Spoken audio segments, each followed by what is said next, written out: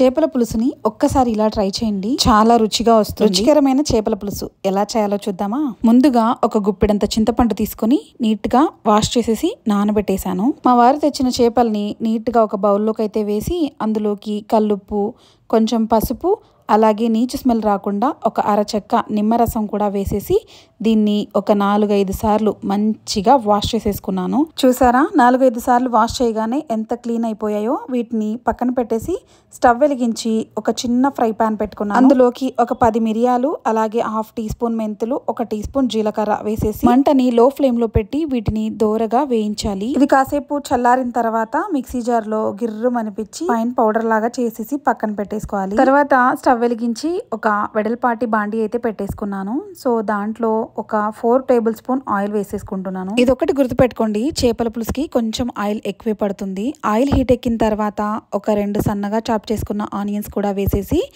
2 నిమిషాలు ఫ్రై అయిపోయిన తర్వాత ఇందులోకి 1 టీ స్పూన్ మైన గరం మసాలా వేసుకున్నాను. గుర్తుపెట్టుకోండి, గరం మసాలా ఇప్పుడు వేస్తేనే చేపల పులుసు చాలా రుచిగా ఉంటుంది. తర్వాత 2 టేబుల్ స్పూన్ల అల్లం వెల్లుల్లి పేస్ట్ కూడా వేసి పచ్చివాసన పోయేదాకా బాగా మగ్గనివ్వాలి. మనం ముందుగా పౌడర్ చేసి పెట్టుకున్నాం కదా, మెంతులు, జీలకర్ర, మిరియాలు, ఆ పౌడర్ని ఇప్పుడు ఈ కూరలోకి వేయాలి. ఇది వేసేసిన తర్వాత బాగా కలిపేసుకున్న తర్వాత ఒక 2 టమాటోల్ని మంచిగా అలా ప్యూరీ చేసేసుకొని వేసేసేయాలి. సో ఇలా వేసేసి బాగా కలపాలి. 2 నిమిషాల తర్వాత ఇలా ఆయిల్ పైకి తేలుతుంది. అప్పుడు 2 టేబుల్ స్పూన్ల ధనియా పొడి, అలాగే 1 టేబుల్ స్పూన్ కారం పొడి. గుర్తుపెట్టుకోండి, కారం కొంచెం ఎక్కువే వేయాలి. తర్వాత రుచికి సరిపడినంత ఉప్పు, కొంచెం పసుపును కూడా వేసేసి బాగా మిక్స్ చేసేసుకోవాలి. బాగా మిక్స్ చేసేసి ఇప్పుడు ఇందులోకి ముందుగా మనం నానబెట్టి పెట్టుకున్న చింతపండు మొత్తం మ్యాష్ చేసుకొని ప్యూరీని మాత్రం ఈ గ్రేవీలోకి యాడ్ చేసేసుకోవాలి. సో ఈ చింతపండు వేసిన తర్వాత మొత్తం బాగా మిక్స్ చేయాలి. బాగా మిక్స్ చేసిన తర్వాత ఇలా ఆయిల్ సపరేట్ అవుతుంది కర్రీ నుంచి. అప్పుడు మనకి ఎంత క్వాంటిటీలో వాటర్ కావాలి అన్నది మనం ఇక్కడ యాడ్ చేసుకోవాలి. సో చేపల పులుసుకి కొంచెం వాటర్ ఎక్కువే వేస్తాను, ఎందుకంటే ఈ మసాలా అంతా కూడా బాగా కుక్ అవ్వాలి కాబట్టి. కుక్ అయిన తర్వాత అప్పుడు గ్రేవీ కొంచెం దగ్గరికి పడుతుంది. సో మరీ పలుచగా కాకుండా మరీ గుజ్జుగా కాకుండా మీడియంలో ఉండేలాగా చూసుకుంటాను. సో ఇక్కడ అయితే వాటర్ వేసేసిన తర్వాత మిక్స్ చేసేసి ఫైన్గా ఫిష్ మసాలా పౌడర్ యాడ్ చేస్తున్నా. సో ఇది మరింత టేస్ట్ని ఇస్తుంది అనమాట ఈ ఫిష్ కర్రీకి.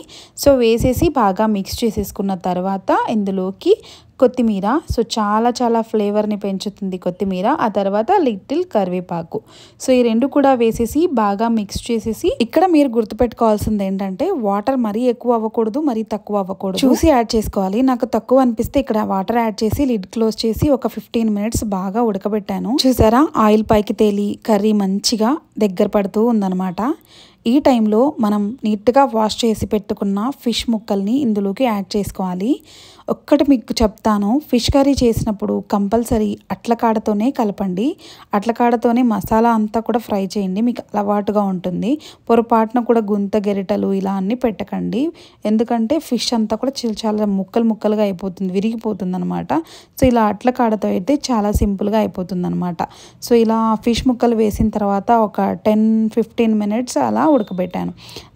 ఎక్కువసేపు ఉడకబెట్టకూడదు ఫిష్ వేసేసిన తర్వాత, కానీ నేను విరిగిపోయినా పర్వాలేదు, అసలు స్మెల్ అనేది ఉండకూడదు అనేసి, అంటే పచ్చిగా ఉండకూడదు అనేసి ఒక 15 మినిట్స్ మంచిగా ఉడకబెడతాను అనమాట. సో ఇప్పుడు ఉడకబెట్టేటప్పుడు హై ఫ్లేమ్ పెట్టకూడదు, మీడియం ఫ్లేమ్లోనే ఉడకబెట్టాలి. చేపలు వేసేసిన తర్వాత ఎప్పుడు కూడా మీడియం ఫ్లేమ్లో ఉడకబెట్టాలన్నమాట. సో ఇంతే, చేపల పులుసు రెడీ. చాలా సింపుల్గా అనిపిస్తుంది కదా, చాలా టేస్టీగా కూడా ఉంటుంది. డెఫినెట్గా ట్రై చేయండి. ఈ చేపల పులుసు వేడివేడిగా ఉన్నదానికంటే చల్లారిన తర్వాత మాత్రం చాలా అద్భుతంగా ఉంటుంది, చాలా రుచిగా ఉంటుంది. సో మేమైతే ఇంకా ఆఫ్టర్నూన్ లంచ్లోకి ఇలా మేము సర్వ్ చేసేసుకుంటున్నాం. వేడి రైస్లోకి ఈ కర్రీని అయితే ఇప్పుడు సర్వ్ చేసేసుకుంటున్నాం. ఇది సద్ద రొట్టెలోకి అయితే సూపర్ కాంబినేషన్ అనమాట. బట్ ఇవాళ సద్ద రొట్టెలు అయితే చేయలేదు, జస్ట్ ఇంకా వైట్ రైస్ చేసేసి చేపల పులుసు అయితే సింపుల్గా ఇలా చేసేసాను. కానీ ఏ మాటకు ఆ మాట, చేపల పులుసు అయితే సూపర్ అంటే సూపర్ టేస్టీగా కుదిరింది. 2 పూటలా హ్యాపీగా తిన్నామన్నమాట. సో ఇదండి ఇవాల్టి వీడియో. ఐ హోప్ ఈ వీడియో మీ అందరికీ నచ్చింది అనుకుంటున్నాను. నచ్చితే మాత్రం డెఫినెట్లీ ఒక చిన్న లైక్ చేసి ఛానల్ని సబ్స్క్రైబ్ చేసుకోండి. Thank you for watching. Bye.